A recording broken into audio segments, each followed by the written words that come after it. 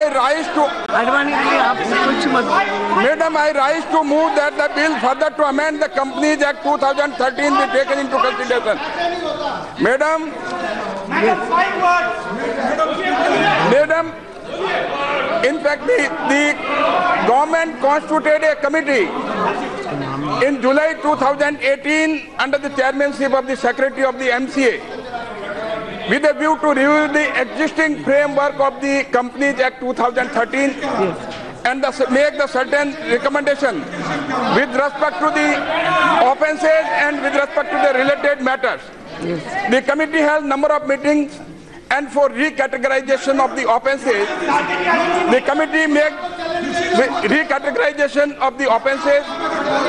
Those were of the compoundable nature, and those offences were normally, before that, those offences were required to be adjudicated by the special courts as well as by the NCLT.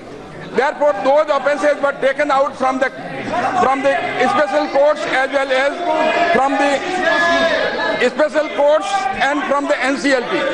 Therefore, the committee gave its recommendation on 27th of August 2018, and with respect to the severity of the offences, certain offences of a serious nature under section 447, those offences was retained as such. The offences which were of compoundable nature, those offences were taken out, and it has been provided to the in-house mechanism, and that mechanism has been to be enhanced and to be provided in the ministry itself. Now, it will serve the twin purpose. One is because the certain lapses were there. In case of lapses of technical nature and procedural nature, those offences were required to go before the special courts.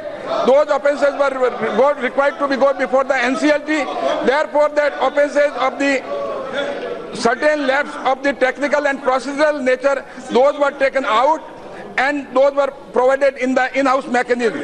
So it will basically, with a view to provide ease of doing business and better corporate compliance. And apart from this will also reduce the prosecution before the special courts, and also provide this expedient disposal and take up the serious matter by the special court and NCLT.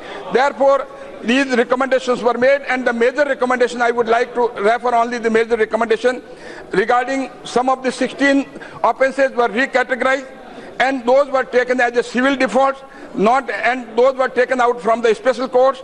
And with respect to the transfer of the routine matter, normally every matter required to go before the NCLT, small matters, so even for the change of year, financial year and like that, so those matters have been taken out of the NCLT, and in-house procedure have been provided for that.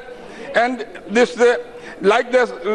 small matter like application for change of financial year and conversion from public to private companies, so these matters are not required to be dealt with by the NCLT with that view. So these matters were also be taken out. And apart from this, two provisions, section 10A and 12 were also introduced, and section 10A provides that in case the non-maintenance of registered office, then the provision have been provided that that company can be struck off.